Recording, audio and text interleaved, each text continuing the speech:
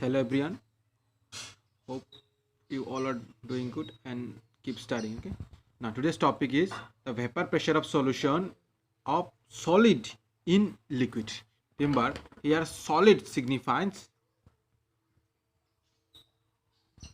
solid, solute in liquid.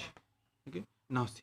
Suppose we are example taking a vessel. That is vessel. That means a closed container in which a simple small beaker or any container is there where all the solvent molecule solvent, that means liquid. Here black circles are the solvent, but in another vessels which is also kept in a closed vessel where some solute, that means some solid particle is there. Red are solute, that means solid, and black circles are liquid. Okay. Now see, the liquid means here only deals with the volatile liquid. Remember, volatile liquid. Due to the volatile nature of all the liquid particle here, the vapor pressure exerted by this volatile liquid is more.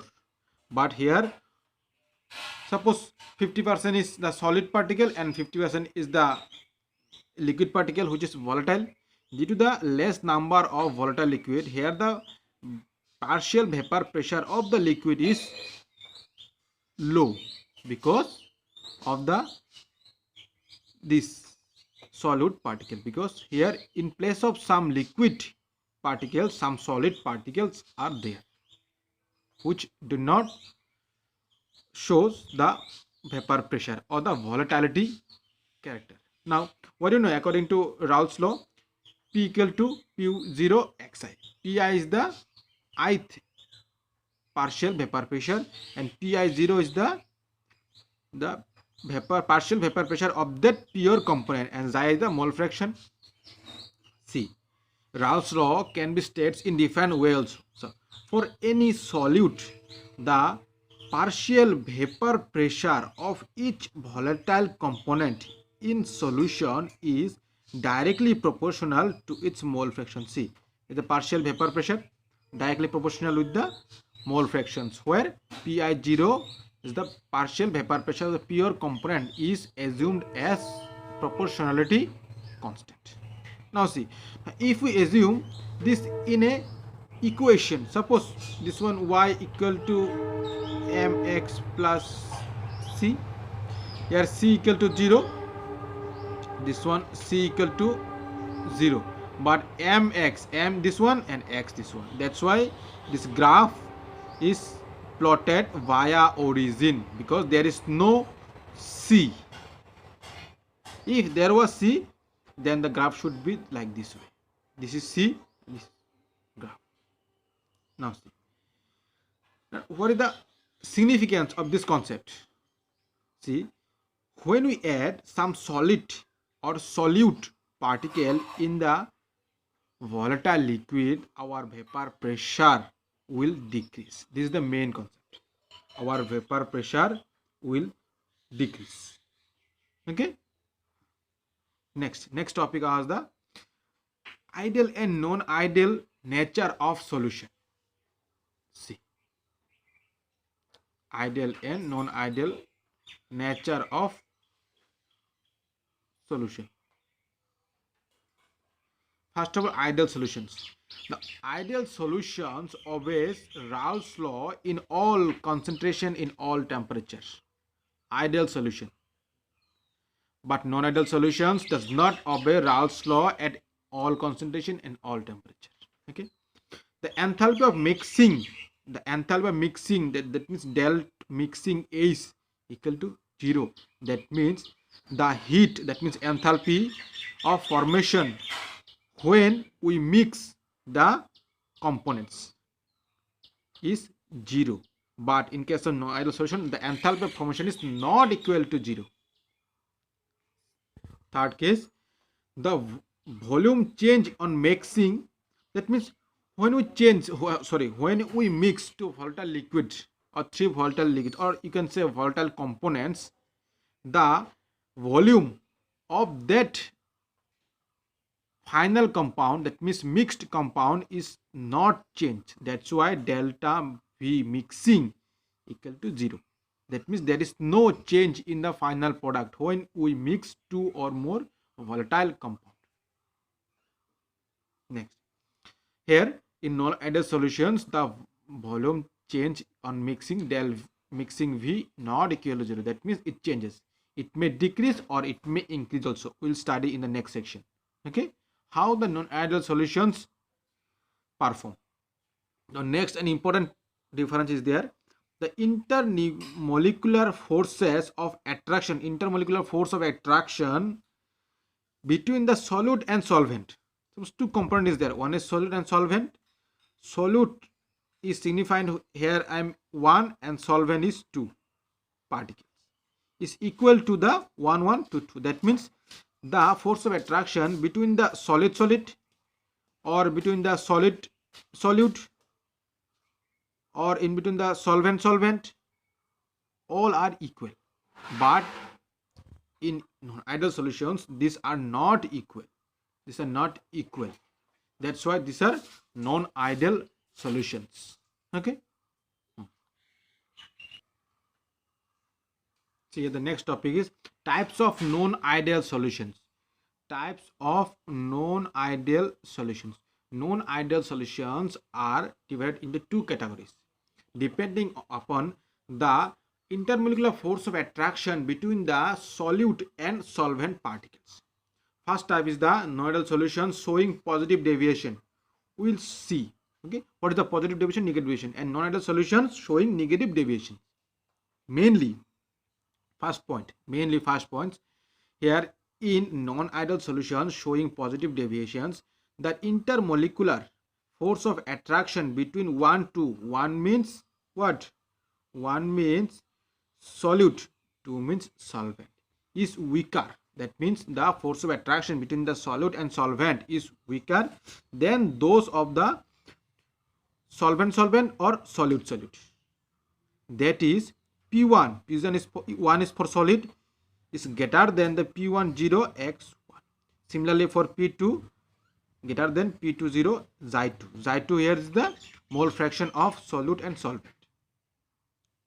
Okay. In opposite case, where the negative deviation we can observe, the intermolecular force of attraction between solute and solvent are stronger than those between of solvent or solute. Here is weaker, here is stronger. That's why P1 is less than P10 X1, P2 is less than P20 Xy2. Sorry, not X2, X1. These are Xy1 and Xy2. Okay, Xy1 is the mole fraction of solute, Xy2 is the mole fraction of solvent. P10 is the partial vapor pressure of the pure solute, here for the pure solvent, this one. Now next is the what would be the delta H mixing. That means what would be the heat change during the mixing of solute and solvent. It will be positive. That's why it is positive deviation. Similarly, delta is mixing, it will be positive. Delta V mixing, it will be positive. That means volume change we can observe.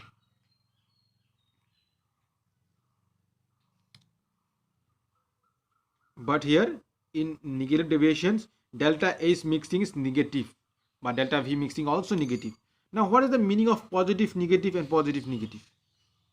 Now see, positive means the volume is increasing. That means when we add the solvent and solid molecule, the volume of the resultant solution will increase. Okay. Similarly, the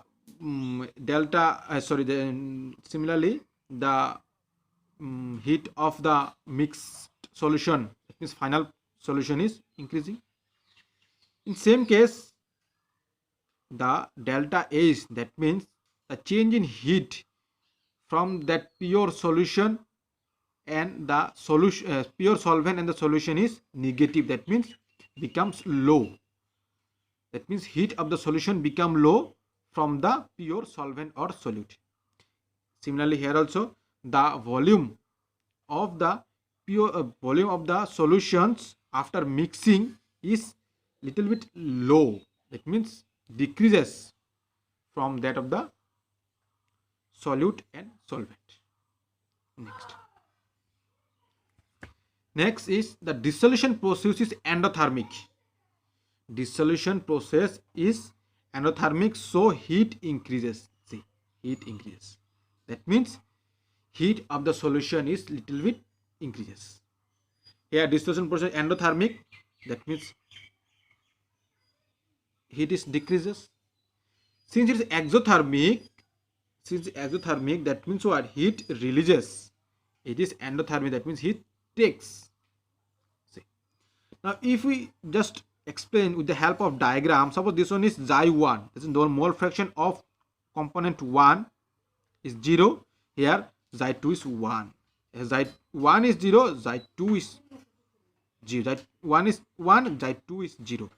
Here the mole fraction of 1 is increasing. In this section, mole fraction of 2, that means component 2 is increasing.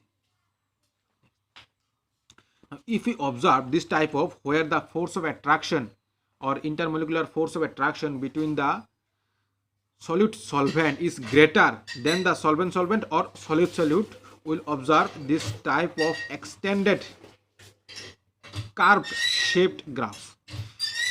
Because it is in upper side, that's why it is known as positive deviation. But here if you observe, we will get below the exact line, that's why it is negative deviation. Okay, the main experiment or main details, all the concepts are explained with the help of this diagram. That's why it is known as positive deviation. See, it's upward, no, but it is in downward, that's why it is negative deviation. Now what are the examples? Suppose in positive deviations, one example is the ethanol and acetone, second ethanol and water, benzene and alcohol. Similarly, here the chloroform, example is chloroform and acetone, nitric acid and water, phenol and aniline. Now what is the actual, or what can I say in practical? Let us take an example. One explanation is there. Suppose the solution where acetone molecule is there and ethanol molecule is there. See, it is CH2H5OH, ethanol, and here is acetone. Now when you mix acetone in ethanol, the hydrogen bonding, that means intramolecular hydrogen bonding or inter. Okay, this one intermolecular, because with the other molecule, the hydrogen bonding between the ethanol molecules weakens by acetone. Okay, this acetone molecules weakens the hydrogen bonding between the ethanol molecule. That's why the intermolecular force of attraction becomes weak. Okay? That's why intermolecular force of attraction becomes weak. Here, if we say this is acetone and this is chloroform, acetone, chloroform. If you see the hydrogen bonding between this oxygen and hydrogens occurs. Now see, here is not nitrogen, not fluorine, not oxygen, though it is formed the hydrogen bonding because of 3 electronegative fluorine atoms. These 3 electronegative fluorine atoms have the enough electronegative tendency to attract the oxygen or to give the hydrogen to oxygen. That's why hydrogen bonds here forms. This formation of hydrogen bonds make stronger the intermolecular forces. Here is hydrogen bond, that's why it's stronger. Here is no hydrogen bond, that means weaker hydrogen bonds, that's why it is weaker. Okay, on next topic we will discuss in the next section. Next topic is our colligative property. Okay, thank you.